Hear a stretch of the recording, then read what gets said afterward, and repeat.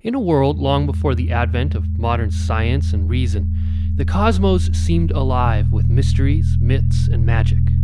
The ancients gazed at the heavens, watched the patterns of the birds, and interpreted the entrails of sacrificed animals, searching for signs, omens, and insights into the working of the universe.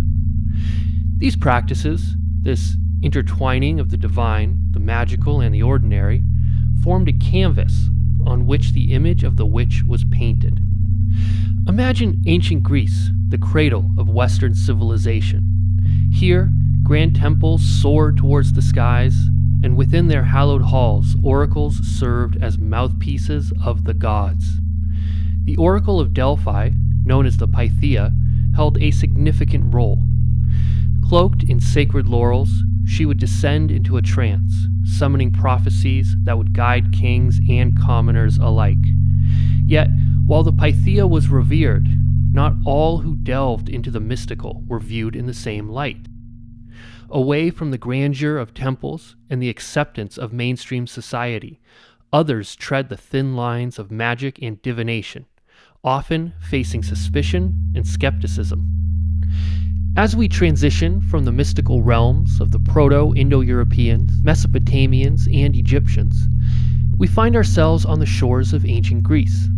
Here, amidst the grandeur of philosophy and the allure of myths, the perception of witchcraft began its subtle evolution. The ancient Greeks stood at a crucial juncture where the roles and beliefs surrounding witches started to shift, heralding the more profound transformations we'll explore in the Roman era. While the Grecian landscape was still imbued with a deep reverence for the arcane, subtle undercurrents hinted at an emerging divergence, a movement from seeing humanity in a symbiotic dance with nature to a world where mankind sought to master and dominate it. This shift wasn't immediate, but the seeds were sown. Join us as we traverse the world of ancient Greek witches, sorceresses, and oracles, figures that both echoed their predecessors and foreshadowed the seismic changes awaiting in the chapters to come. If you are enjoying this, please like and subscribe. It helps me out. Thank you. In the heart of ancient Greece, beneath the shadow of grand temples, the lines between reverence and fear, between authority and the mystical, often blurred. The land was rife with legends and stories, each illuminating the multifaceted perspectives of society, authority, and the practitioners themselves. Imagine the bustling streets of Athens, echoing with philosophers' debates and the whispers of myths. Among these tales, the story of the oracle of Delphi, known as the Pythia, stands out. Revered as the mouthpiece of the gods, the Pythia, cloaked in sacred laurels, would descend into a trance, offering prophecies that could change the course of wars or the fate of cities. As Herodotus, the historian, would suggest, the Pythia's connection to the divine made her a figure of immense importance and influence in the Greek world. Yet beyond Delphi's sacred chambers, Greek myths whispered tales of another powerful figure, Medea. A priestess of Hecate, the goddess of witchcraft, Medea's story is a testament to the ambivalence Greeks felt towards magic. While her knowledge and abilities initially garnered respect and admiration, her subsequent actions, rooted in love and betrayal, painted her as both a potent sorceress and a figure of tragic vengeance.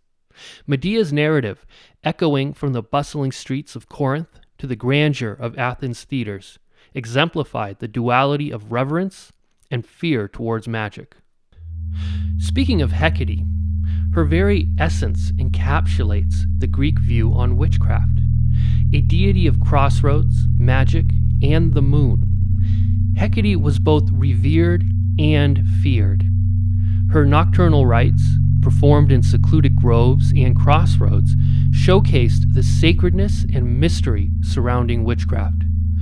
While she was a protector and a guide to those who sought her, Hecate's darker aspects also spoke of the unease and suspicion towards the arcane. Hecate, a deity of immense importance in the ancient Greek pantheon, was intricately woven into the tapestry of myths, rituals, and daily life. Her portrayal in Hesiod's Theogony speaks to her unparalleled powers and privileges, where she was revered as a universal force, holding dominion over land, sea, and the heavens. Yet, her association with arcane arts and mysteries was not far behind. Apollonius of Rhodes, in his Argonautica, paints a vivid picture of Hecate's influence on the sorceress Circe's island, a place filled with magic, monsters, and enigma. This portrayal hints at Hecate's dual nature, both as a cosmic deity and as a chthonic figure associated with witchcraft and the underworld. Aeschylus, in Prometheus Bound, further deepens her mystique, aligning her with the ghostly wanderings of Io, adding layers of complexity to her narrative. The Chaldean oracles of the later period elevate her status to a cosmic mediator, emphasizing her role in imparting divine life and reason. Through these myriad portrayals, one thing does become clear. Hecate was both revered and feared, embodying the very essence of what it meant to be a practitioner of magic in ancient Greece. Her multifaceted nature reflected society's ambivalence towards magic, oscillating between awe and suspicion, while authorities and practitioners looked to her as a symbol of the potent, transformative powers of the arcane.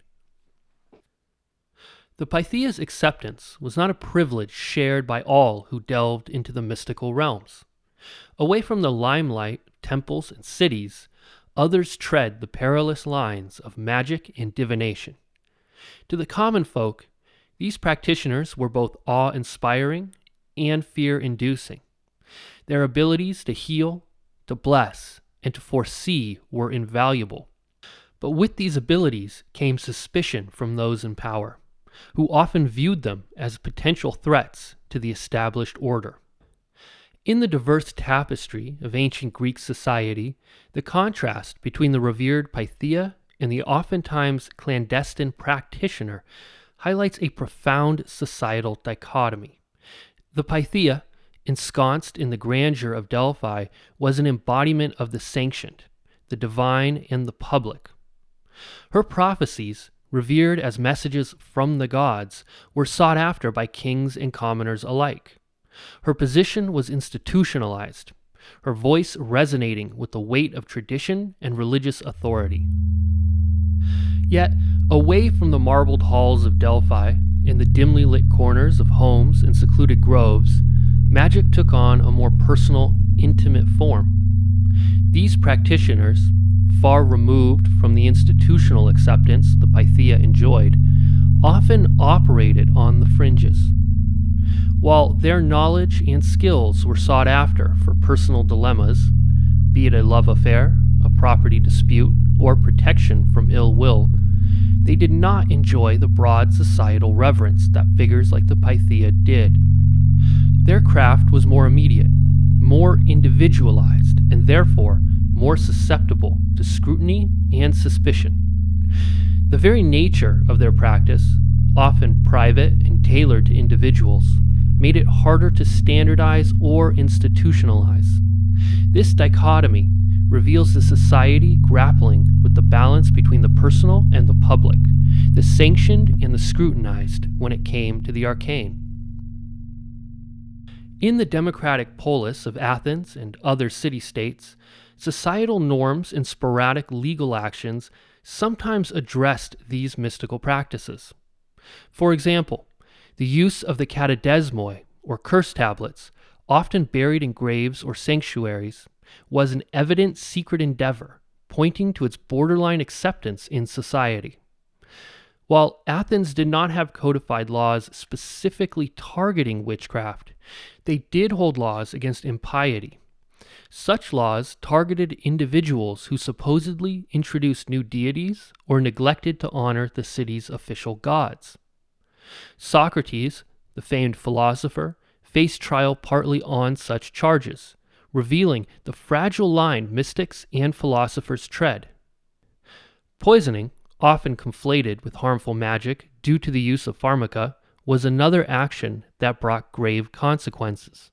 Therefore, while magic and divination were intertwined with daily life, they were not without their perils. Practitioners had to be cautious, ensuring their practices did not alarm or threaten the prevailing societal and religious order. In this charged political landscape, even the mere hint of malevolent magic or pharmakeia could be a potent tool. As the orator Demosthenes' speeches reveal, concerns about curses and harmful enchantments were more than just idle fears. They were deeply entrenched in the political and societal fabric. Accusations of employing such dark arts became convenient weapons, wielded to discredit adversaries or settle personal vendettas. Demosthenes himself, no stranger to the cutthroat politics of Athens, occasionally alluded to these fears, showcasing how deep the undercurrents of suspicion ran. In a society where one's honor and reputation were paramount, being labeled as a practitioner of malevolent magic could have dire consequences, from public shaming to legal repercussions.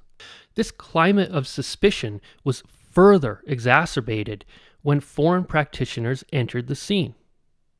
Their unfamiliar rites and practices, though often benign, were sometimes perceived as insidious threats, further complicating the delicate balance between reverence and fear in the world of Greek magic.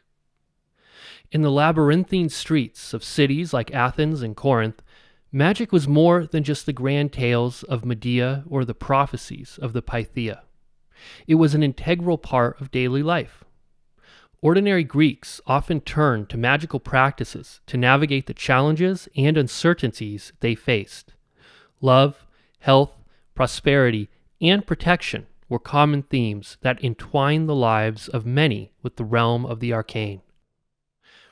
Amulets, small objects believed to harness protective powers, were commonly worn by individuals, from children to warriors heading to battle. These objects, often inscribed with spells or symbols, were thought to shield wearers from harm, be it from jealous eyes, spirits, or physical dangers. Similarly, kolossoi, or binding spells, were used to hinder rivals or enemies, whether in love, politics, or athletics. Households frequently employed protective rituals, invoking deities or ancestors to safeguard their homes and hearts from malevolent forces. Botanical magic, rooted in the knowledge of herbs, plants, and their properties, was also widespread. Midwives, for instance, would use certain herbs to aid childbirth, while others might be used to induce love or ward off illness. These practices were often passed down through generations, from mother to daughter, elder to youth, making them an intrinsic part of the Greek cultural fabric. In the bustling agora, one might find merchants selling a myriad of magical goods, from incantations inscribed on lead tablets to vials of enchanted oils. These practitioners, sometimes traveling from distant lands, would set up stalls, drawing in curious onlookers and seekers with tales of their mystical wares. Their offerings were varied, catering to the multifaceted needs of the populace, from love potions to charms ensuring success in business ventures. Such exchanges, while commercial, also served as a conduit for the sharing and fusion of magical knowledge from different regions and traditions. As we wander further from the city centers, towards the quiet groves and secluded homes, we encounter another layer of this complex tapestry. Here, in the privacy of rituals and ceremonies, practitioners viewed their craft not as the malevolent arts that later stereotypes would suggest, but as a sacred duty. To them, magic was a means to understand the world, to heal, and to connect with forces that many couldn't fathom. Their potions and amulets, often exchanged in bustling marketplaces, were not tools of dark arts, but remedies and protections against life's uncertainties. However, as with many aspects of life in ancient Greece, there was no monolithic view on witchcraft. While some practitioners were revered, others faced skepticism and distrust. They stood at the crossroads of a societal acceptance and taboo, shaping and being shaped by the constantly evolving views of the worlds they inhabited. As we journey through the annals of history, the world of ancient Greece stands as a beacon of enlightenment, showcasing a society deeply intertwined with the mystical, the divine, and the natural. The roles of oracles, sorceresses, and magical practitioners, while varied, were emblematic of a culture that sought to understand and harmonize with the mysteries of the universe. Yet, beneath the surface, the shifting sands of perception hinted at a world on the cusp of change. The reverence for the Pythia, juxtaposed against the more complex views of other magical practitioners, underscores a society grappling with its own beliefs, torn between tradition and the nascent winds of transformation. These subtle shifts in ancient Greece were but the precursors to the profound metamorphoses that awaited in the heart of Rome. As we prepare to delve into the Roman era, we stand at the precipice of a monumental transition, a period that will redefine the very existence of witchcraft and set the stage for the modern conceptions we recognize today. The Grecian tapestry, rich with tales of magic and divination, serves as a poignant reminder of a world where humanity danced with nature. But as we move forward, we'll witness the emergence of a new paradigm, where mankind's ambition to dominate and control will cast long shadows upon the world of the mystical. Join us next time as we journey into this pivotal chapter, where the legacy of the witch will be forever transformed.